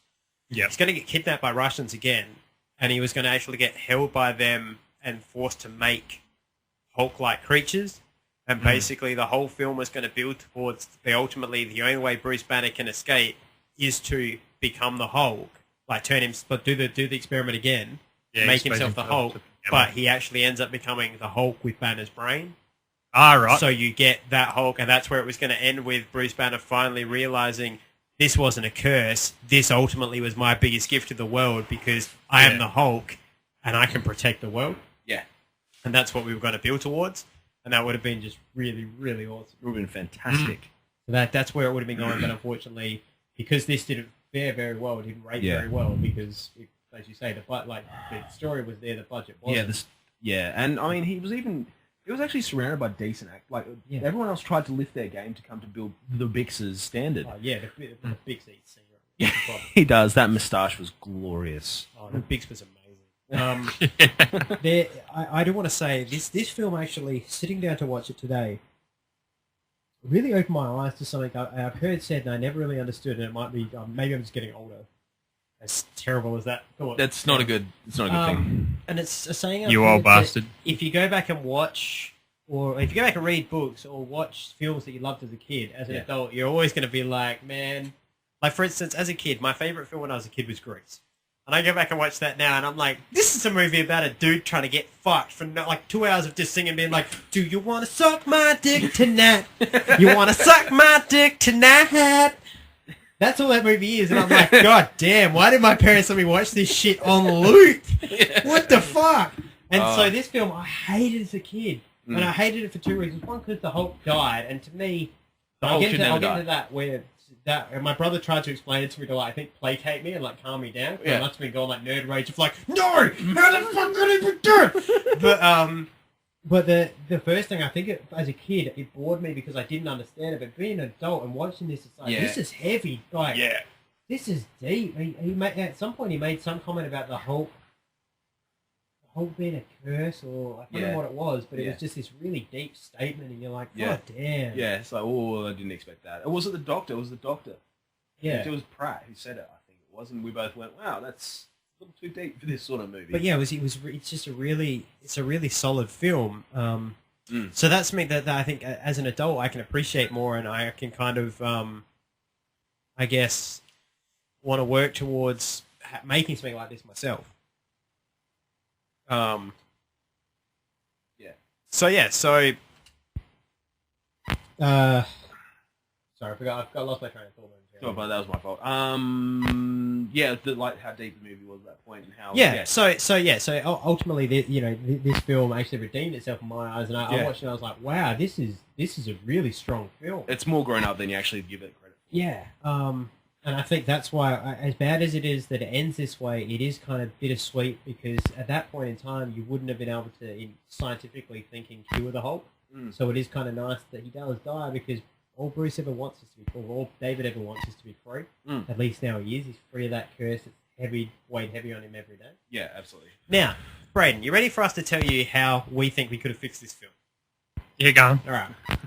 So I'm watching this, and I was saying to Terry, I'm like, there's no other heroes in this, because they couldn't think of a hero to put in. Yeah. And as we're watching it, I'm watching that there's a Russian spy who's absolutely fucking kick-ass, who's been trained through torture and God knows what other means, who's, like, uses her beauty and her sexuality to her favor, who's able to dress up in disguises and dress Banner up in disguises. It's almost like they literally made fucking Black Widow without realizing it. And they could have made Black Widow amazing back then, because this chick was... like, she's phenomenal. She's infiltrating a base, like crawling under shit Black Widow style, and like the whole thing screamed of Black Widow. It's fantastic. I mean, that's the thing. I think the other way thing. Should I bring up the other? Feel free. At this point in time, I mean, with what, like, we've all seen the Avengers, so we're going to talk like everyone has seen the Avengers, and how his final scene is pretty much flying off. No one can find it. Yeah. So for me, this would actually lead into, obviously, we're going to eventually, in years' time or whatever, get Planet Hulk. For me, as a viewer, this would be, if they rehashed this, did some tweaks to the script, cast Mark Ruffalo and Scarlett Johansson as, obviously, Hulk and Black Widow. And this could actually be his final, like, his standalone movie. If they re-scripted it and, like, some tweaks to make it a bit more modern so people don't go, wow, this is boring. And that can actually be a beautiful premise to lead into Planet Hulk, and obviously after after Civil War? Because Hulk isn't there for Civil War. No, it's during. Yeah, we don't know where Hulk is. Wait, so I think they actually sent him away to avoid doing a Planet Hulk movie. See, I think they sent him away for the moment because you can't actually eject him. In Marvel law, you can't theoretically eject him until you have Doctor Strange. Yeah. So you have to have that, and plus they're going to want the Hulk around. He won't turn up in Avengers Infinity War 1. He'll be the secret weapon of Part 2. Yeah. But that's what's going to prove if Hulk is strong enough to defeat Thanos, we cannot let him be on this planet. Yeah. He's a fucking danger. Yeah, but anyway. The other things, I'm trying to remember all my points. This is... I'm thinking that... Yeah. I'll jump in and fill in a bit of both here. Yeah, cool. What we thought could have happened, for instance, in this film is all about Bruce not understanding what the Hulk is and thinking the Hulk is a killer and stuff. And the entire Avengers 2, that's all Bruce Banner's storyline is what did the Hulk do? How much disrupt? Like, it's just weighing on his conscience, right? And then he gets to see the Hulk, and it would be cool if you had an Avengers one where he actually got to see a video of the Hulk and understood the Hulk isn't bad, the Hulk is scared. Yeah. And so you could have ended this film, like, say theoretically, this film we've just watched, if it had ended with Hulk on that plane, right, and instead of blowing it up or it was Hulk jumping on a rocket ship instead of a plane, and the rocket just blasts him off the planet. Yeah. And that's the last thing you get is Hulk is ejected from the planet via this thing. And he could have it be via choice. He blows himself off the planet so that he can't hurt anybody for a time being and says, come and get me in X number of years or whatever. That's the other one. And he's just left out there, and then he comes back pissed off because it's like, are you fucking kidding me? Yeah. I took myself off to help you guys, and you just left me out there to die. So that was our thought, was that, but yeah, I did really think it was weird that they couldn't find a hero to stick in. and they did anyway. Literally wrote Black Widow. Yeah. The other thing I noticed was how close Mark Ruffalo's performance of Bruce Banner was. I think all the Bill Bixby's, all the All the Bill Bruce Banners we've had on film seem to very much take Bill Bixby's style. Absolutely, which is good. Probably Ruffalo more than any of them. That's because he's the one who stands out. Ruffalo's hair, mannerisms, the way he holds and conducts himself, it's phenomenally accurate. And even looking back at this movie, even Black Widow's ridiculously close to Yasmin. Yeah. So that's just it. I mean, it'd be very easy to reboot it. See, just to go into something I didn't address just before, I know I meant to, and now we've circled back, which is good. The Hulk is actually my brother's favourite superhero, and I think a lot of kids from the 70s because of this TV show. Yep. Like I mentioned earlier, my brother tried to placate me when I first saw this because to me it doesn't make sense that he dies because the Hulk has to be like decimated by something catastrophic to kill him. Falling out of a plane while you're the Hulk is not catastrophic. Yeah. And my brother would always be like, no, if you watch, he was changing as he fell, and he fell halfway through the transformation, so that's why he died, because it was technically Banner's body that hit the ground, not the Hulk's. Yeah. And this is before the days of, I put a gun in my mouth, now the guy spat the bullet out, so you could still die as Banner. Yeah. But watching this today, bollocks. Yeah. That's completely the Hulk that hits the ground. It's not. He's on there for like a good minute before he turns back. But he should have. By that point, he should have been doing push-ups and running away, flexing. I've seen him flex. He's jumped off of fucking buildings that were higher than that plane was in the air. In the one with Thor, he jumps off the 12th floor, lands, flex, and runs up into the night. This thing is like a 4-foot drop, and he's like, nah, dead. Like, what the fuck? I will say with that end scene though, it was pretty obvious, like the board and how they shot it, and like you can see the board behind him. Oh yeah, it's just like he's just kicking his arms and legs. But at the same time, I mean, looking back at the 90s, this is actually really well done. I mean, like I said, I'll call shenanigans on that because the Flash came out the same year. But what I'm saying is, so did Batman. At the same time, if you look at the film styling, yeah, true. Like I guess the budget's $20. Yeah, So. the budget's $30. It was mainly for Bill Bixby's Mo. So yeah. That's where all the budget went. But it was a glorious moment. Glorious moment. Pretty good. Glorious moment. Yeah, no, this, like I say, this one really swung me around on the movie. Or I just did not. I did not remember it being this. Yeah. At all. Yeah. So yeah, I would love to see them adapt this story because Mark Ruffalo would be able to do this beautifully, and and as we say, it led to Bruce choosing to eject himself off the planet because he sees himself as such a threat. I mean. Yeah, the other way you could probably do it is like he's actually sort of like landed the jet, parked it somewhere, whatever, and uses that as a base of operations. That goes out and finds, and then you can bring in Black Widow that way. Like she's on some fucking mission for whoever is it, Avengers or Shield. Shield. It's Shield. Still Shield. Yeah, Shield. Okay. So on a mission for a new Shield, she bumps into Bruce, and off they go on their merry way, sort of thing, and then it can end with Bruce seemingly dying or getting ejected off the planet, like you said, either by choice or trying to re-guide a rocket Superman style or something like that. Yeah. So yeah, I mean, it'd be fairly easy to do that. It is a good film, and definitely a film worth watching, but it's just, it's let down by, and this is what you were saying, just alluding to before we were on a topic with the topic of moustaches. Yeah. You were talking about the budget for it. Yeah, it's... And like I said, I call shenanigans because you said that it's pretty good. Yeah. And that's why I say TV-wise, look at the Flash. Yeah. Like, they're visually, like, you can see the film style, the type, like, the lighting and all that. It's got a very unique look that you're like, the 90s. But in terms of the CGI, like, that wasn't... Yeah. When you, at the time, we've got Star Trek The Next Generation nailing transporter technology and all that, and you've got that containment field. That's clearly just something laid over the top. CGI in the whole movie, isn't it? Yeah, it is. I mean, I think that still comes down to budget. Yeah. I really think it does. This may even be done out of Bill Bixby's back pocket sort of thing. So it's like you could tell there was a really tight budget. Like there was stale coffee and donuts at the trailers and stuff like that. But except at Lou Ferrigno is where he was somehow bigger again. That comes out of his personal budget. For some reason, the wig got bigger though, and they got fake teeth in the hole. Yeah, I know. The teeth were what I noticed this time. I was like, hey, he's teething it out. Yeah. The Hulk's on meth. No, he isn't. He's on meth and protein shakes or meth and steroids or some weird concoction. But we never said that Lou Ferrigno took steroids. I just want to make this very clear. We here do not in any way point the finger at Lou Ferrigno for taking steroids. That should keep us clear. Huge. No, but he did not do it legally. For legal reasons, we will never say he I'm did not saying it he did it. for It's either that. It's like protein shakes and chicken, like non-stop, and tuna. I think he found Arnold Schwarzenegger and just bench pressed him. He's mammoth in this film. He's a big man. He's still a big man. It works. Though I'm still amazed that we CGI the Hulk. I get why we do. He's just so much bigger. Yeah. But like, I think it was Braden put up a picture earlier this week of all the Hulks. Yeah. Yeah, that And was on Lou my personal Ferrigno, Facebook. you look at it and you're like, does not look out of place. Yeah. In fact, of all of them, I still think he actually looks the best. You look at it like that, it looks like the Hulk. And I think you made the comment they had to use CGI to be able to replace Lou Ferrigno. Exactly. And that's the truth. They have never been able to replace Lou Ferrigno. Because he's just... In fact, most of the time they don't. He still appears in the Hulk movies. Yeah, as he should. Yeah. Eating pizza and Eating pizza and being large. just chilling.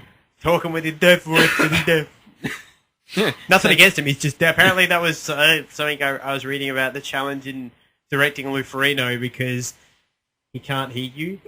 So like he's good for like because he voices the Hulk in cartoons and he voiced Edward Norton's Hulk, and that's okay because he's in a studio with the headset on, so you can be like, "Hey Lou, can you try it this way?" But apparently in the field, like the reason the Hulk because the Hulk was going to speak. In the original series, the Hulk was actually going to be able to talk and say, like, probably not much, but be like, Hulk smash! But because it was Hulk smash, they were like, no, we can't have any of this. So they stopped him talking. But, yeah, Lou Ferrigno, very scary man, actually said that he got big because he was deaf and people picked on him. And he was like, they're picking on me once I got big. It was like, yeah, no shit. Yes, sir. Would you like another protein shake? I think we should all talk that way, Hulk, sir. Please don't destroy my face. I'm pretty confident anytime the director tried to tell him to do anything, he just took it as, what's that? Flex more. Yeah, sure. Well, this was directed by Bill Bixby, this one, so I'm pretty sure Bill was just like, Lou, you know what to do? Lou was like, flex. And he was like, Ben Affleck, what about? He's going to be the best Batman, I know, but that's irrelevant right now.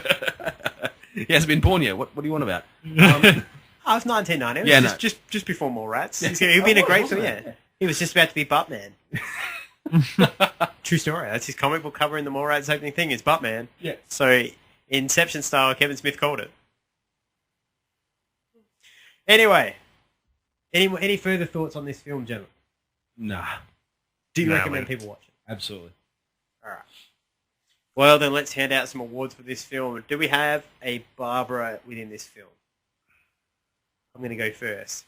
Don't know the guy's name. I'll look it up. Zach, the torturer? No, not the toy. It was the... What was his name? Kasha? Yeah, Kasha.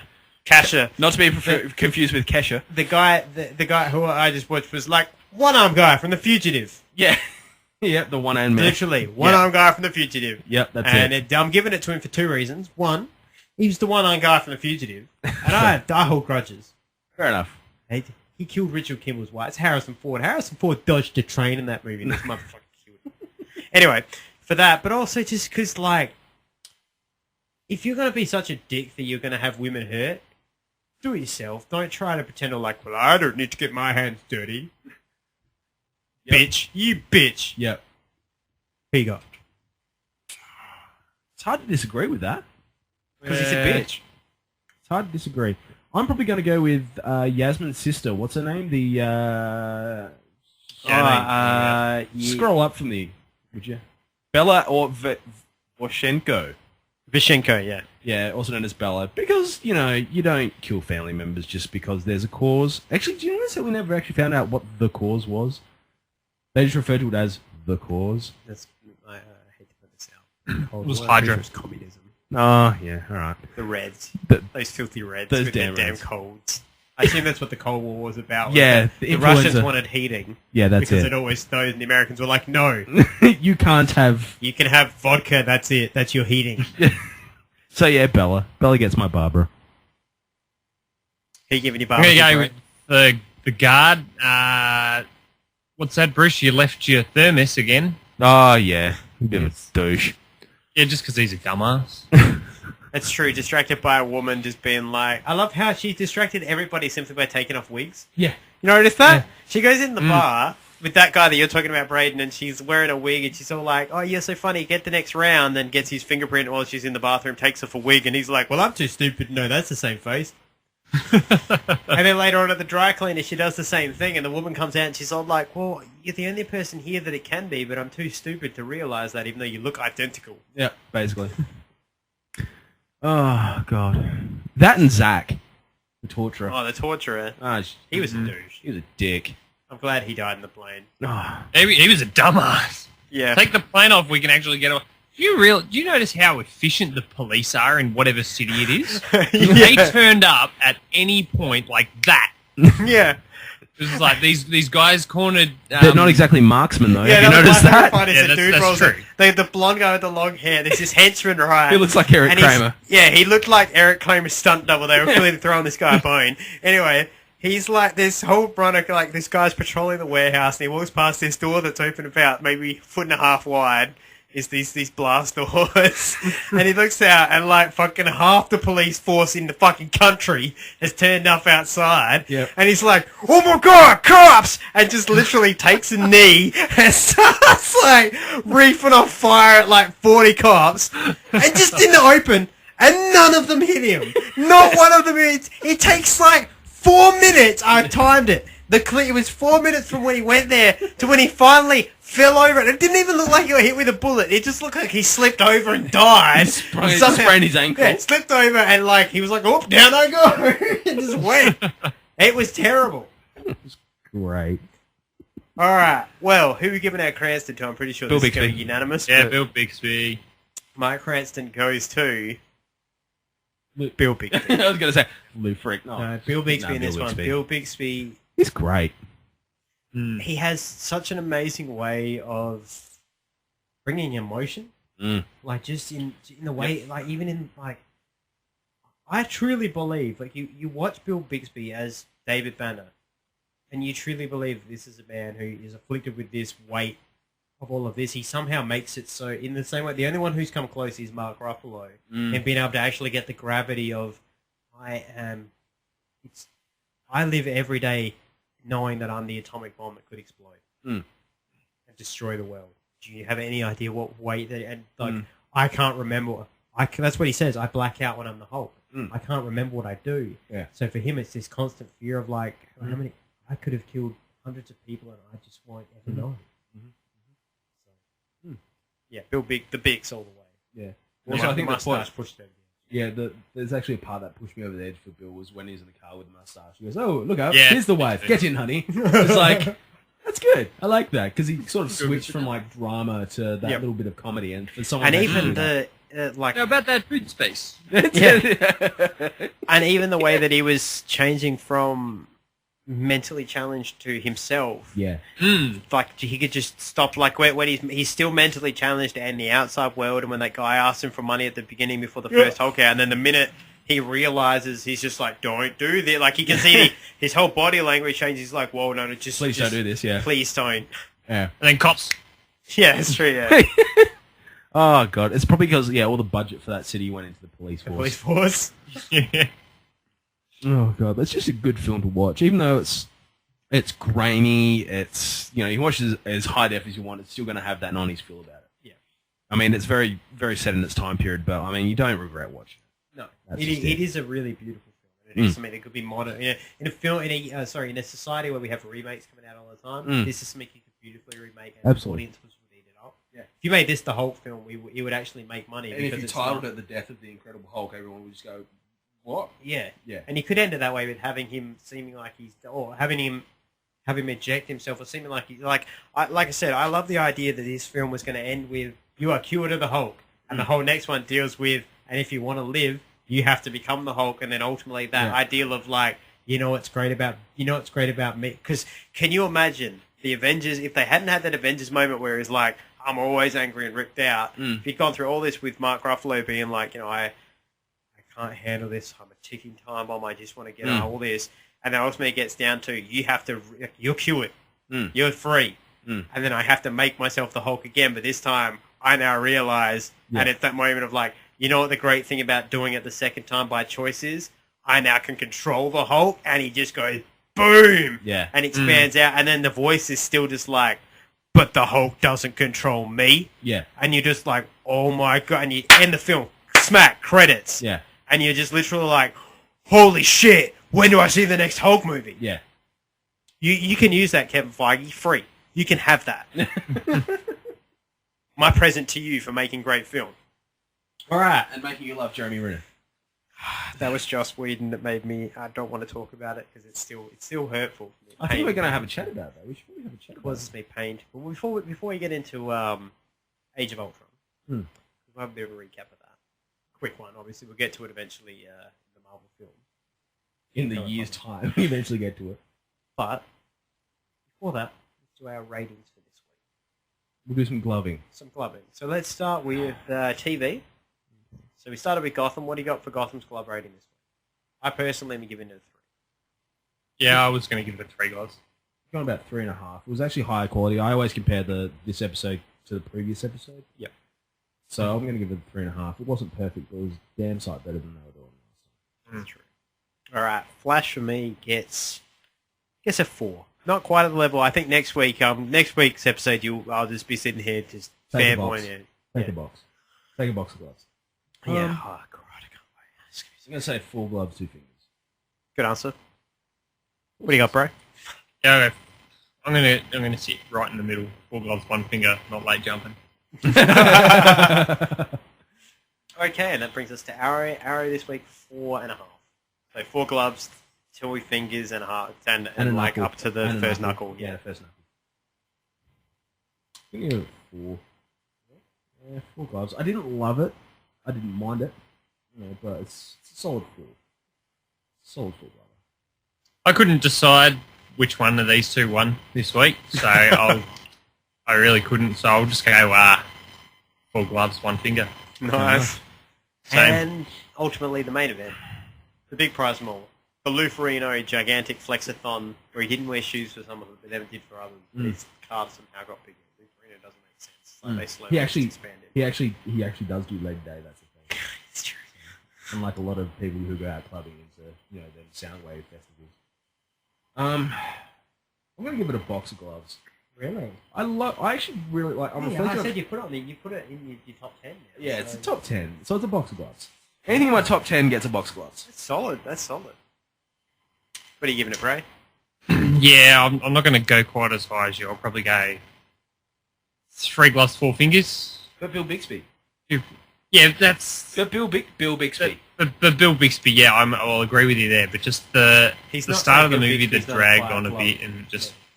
I don't know, I got a little bit bored and I had a hard time concentrating towards the end as a result of the start of it. But Bill Bixby was phenomenal. Fair enough. I myself... Are you going to make a new glove? Like the emerald glove? No. The sapphire glove? No, this one is this one was a tough one to rate because as much as it is a great film, the last minute sucks so hard. Yeah, I think the only reason it sucks so hard is because we now know what the follow-up is meant to be. Yeah. Well, even as a kid though, like I say, I've never been able to get over that ending. That ending, literally, I'm just like, how is he dead? Full nerd rage. How is he dead? Yeah. It doesn't make sense that he's dead. But the rest of it is so damn good. So that's where I'm stuck. So I think I'm going to give this... Break the movie into... 4 gloves and 4 fingers. So it's close. It's close. If the ending was better, it would be very damn good. It's definitely watchable. He says to me that it's a 90s movie that is watchable and the themes in it have you sitting there actually... Like, as I say, when I'm sitting there being like, whoa, that was deeper than I was expecting. That's a win. Yeah, absolutely. All right. Well, that brings us into our final segment of the evening. The segment everybody loves, assuming their carrier pigeons get here on time. Letters from the Bat Sack. And I believe this week we have a very special one, all the way from Tararau and Mo. Actually, I might make this one. This will be a 2-part from the Bat Sack because this person who actually both nuts. Who spoke to me is actually from Maui. And was like, what's with all the hate from Maui last week? Look, it's the same way that, you know how, like, New Jersey gets hate from New York? But people are still like, yeah, but you're still New Jersey in, like, America, right? Like, you're 5 minutes away from getting to New York and all that. That's what it is. We don't totally hate Mo. It's just that Mo is... Oh, no, I've been to Mo. Oh, you hate Mo? I don't love it. Then again, that was going back like 14 years ago. So I've never been to Mo. I just assume everybody there looks like Mo from The Simpsons. I assume it's like, you know in The Simpsons where they go to Bronson, Missouri and everybody looks like Charles Bronson? That's what I assume Mo is. Is that Mo? Am I wrong? Does your friend look like Mo? Yeah. No. Is his name Mo? No, his name's Kevin. Kevin Smith? So Kevin, no, not Kevin Smith. Damn it. Does he have a so superhero he's name? actually made a comment about our pronunciation of Raz or Raish. He said, you guys need to make up your mind. And I'm like, well, then Raish, because it's the correct pronunciation. So, but he actually gave me a little bit of, I guess, trivia, and he said there was actually a comment made a little while ago in an interview saying that they actually use both in the show, but the way they do it is league members say Raish, and everybody else says Raz. And they actually did that sort of to include both sides of the fans. Okay, well, considering we have our own league, we'll call him Raish. Well, I'm also just going to point out that I'm not supposed to really let everyone know this, but I am in fact our to the demon, and will one day become Raish Al Ghul. So I would suggest, Braden, that you say my fucking name correctly. It's Raish fucking Al fucking Ghul. Sure it's not Raish Al Adaim? Raish Al Thunder. Heir to the thunder. Heir to the Heir clap. to the cave. Heir to the clap. Anyway, that's the second part. But the first part was the Moe part. Yeah, the first part was I hate Mo. No, we don't hate Mo. Just hate everyone in it. No, it's good. It's all good. Well, no, let's be fair. Kevin actually seems like a sensible bloke. Yeah. Was Kevin born in Mo? I couldn't tell you. Kevin, can you let us know for next Probably not. week? They don't have a hospital. I just want to know, born in the street. Were you born or conceived in Mo? Just because that might change my. Because for instance, if you're 100% Mo, like if you pull it down and your birthmark says 100% Mo on your butt, because they brand their children over. Yeah, that's what I assume. So they can't wander off into the next So if town. you're 100% Mo, that'll be sensational because you're self-aware from Mo, and that's kind of cool. But if you're not 100% Mo, then that kind of, I'm like, well, there are some people that, like the transplants to Mo, the people who choose to go to Mo, they're obviously okay, but the people who are 100% Mo, maybe they're still a little bit, I might want to avoid them when I go to Mo. When we drive through Mo to go see Brad. Whether or not there's no more good people like last. Kevin will depend how heavily I put my foot on the accelerator at that point. It'd be like that National Lampoon where like we drive through, whoop, wind them up. Yeah. No, I haven't got a lot of hate for Mo. There's no hate. Last time I was there was like 14 years ago, and quite frankly, it was a bit of a hole. So, Still a bit of a hole. no, let the record reflect that Dad Knight has said Mo's a hole. I On a don't cold go and there. grey Mo night. He learns how to steal and he learns how to fight in the moho. In the moho. And Kevin's mama cries. So yeah, I mean that's.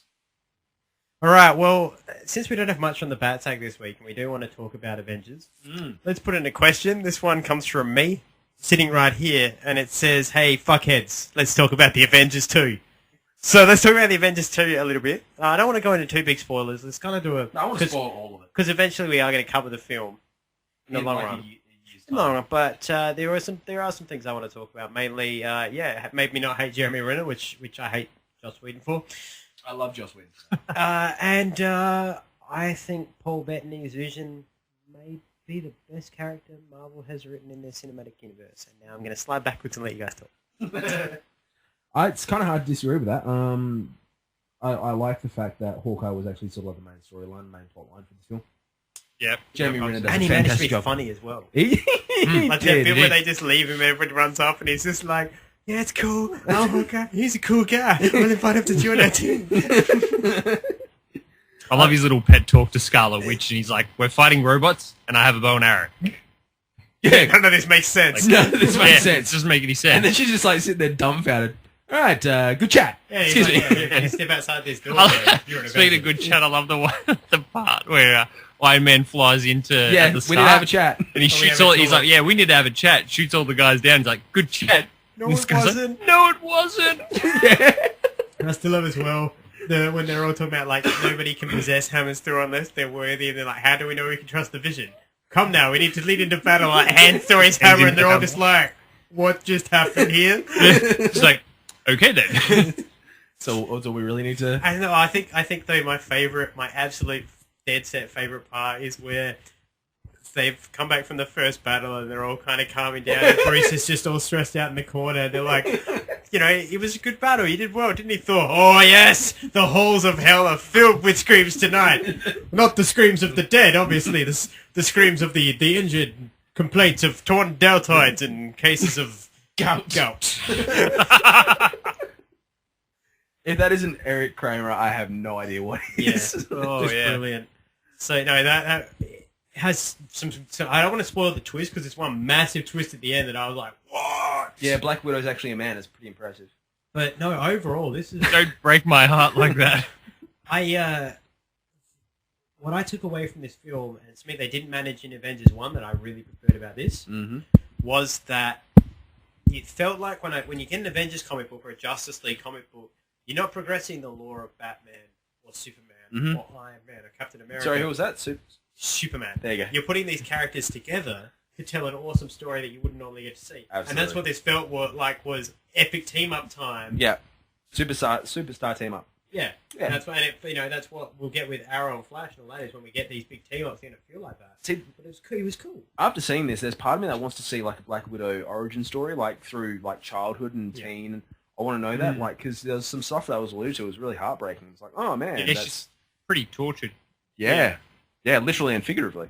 So yeah, like there's some. I'd like to see that. There's nothing wrong with that. Yeah, sort of shows you how she gets on so well with Bruce as well, I guess. Yeah, that's what I was going to say. That would be a perfect film to tie into the Hulk film and the Hulk's backstory. So have Bruce Banner is trying to help Natasha Romanoff come to terms with who she is, because even though he says I'm not a psychologist in the Iron Man 3 bumper, he's still he's a listener. Yeah, Bruce is a listener. Yeah, they're together. Yeah. And so that would be really cool. And then you have her trying to like explain to him, you do realize the Hulk is a gift.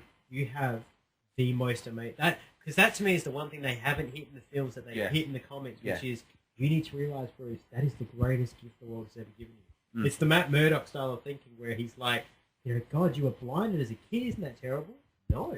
Are you kidding me? This is the best thing that ever happened to me, because I can do things no one else can.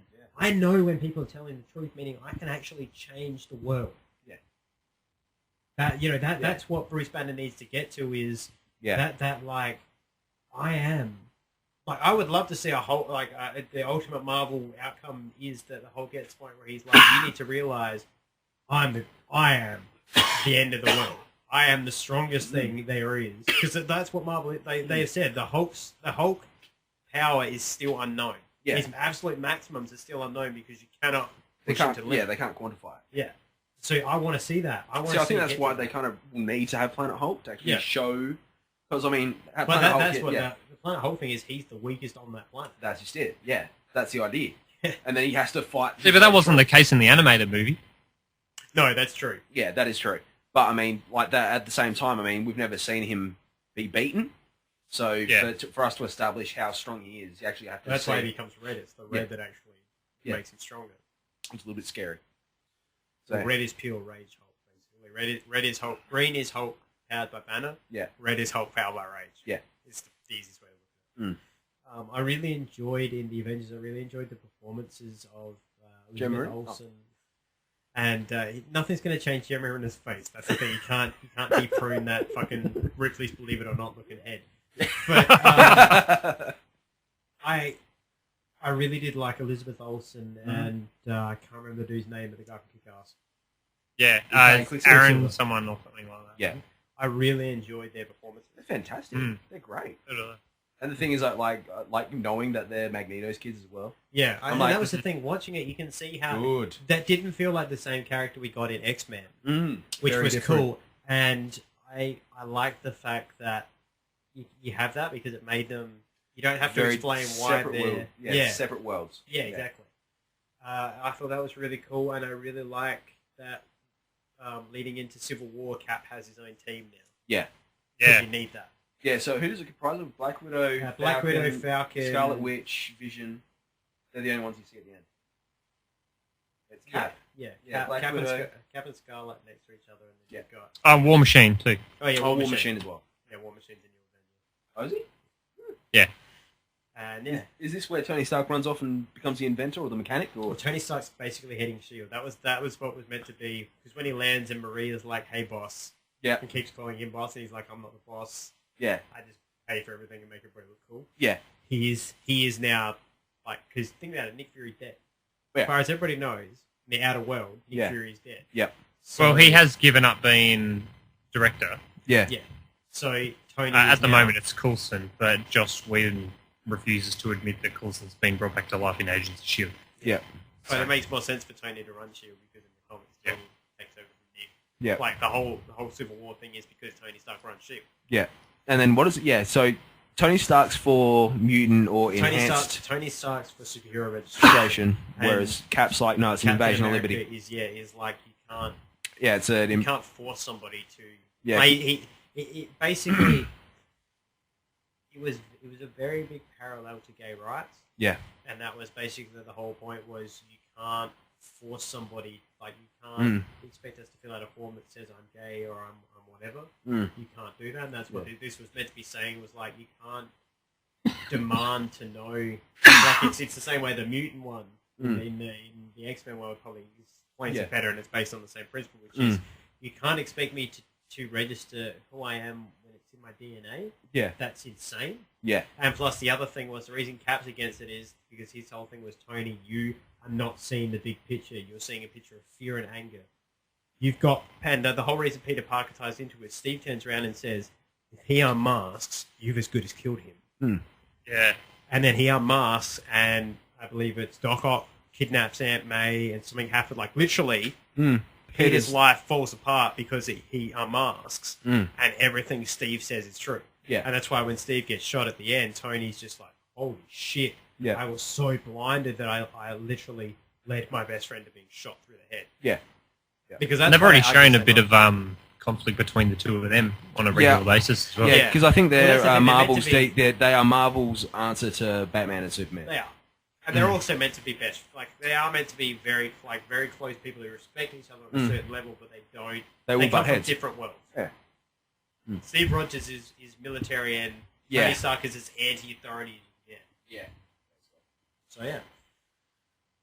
Well, unless you guys have anything else to say, I think that pretty much wraps it up for this week. Yeah. So on that note, from everybody here from the Batcave, from the absentee ballot for the Proby Matt Ritchens, we'll just call them Chad for now. The now dead Gimp, who we're going to have to replace with a new Gimp. Once again, we'll just get Chad Kroger and put him in the Gimp suit and not tell Matt. We'll put an ad on Craigslist. Yeah, I'm sure somebody will answer. And from myself, Red Thunder Adam Gerard, from the Honey Badger Terry O'Neill, Goodbye. and from the Dad Knight Braden Ahern. See ya.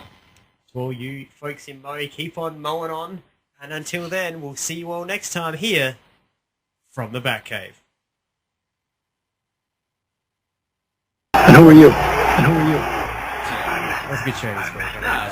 Not bad. It'd be, I don't know what people's problem with Takedown.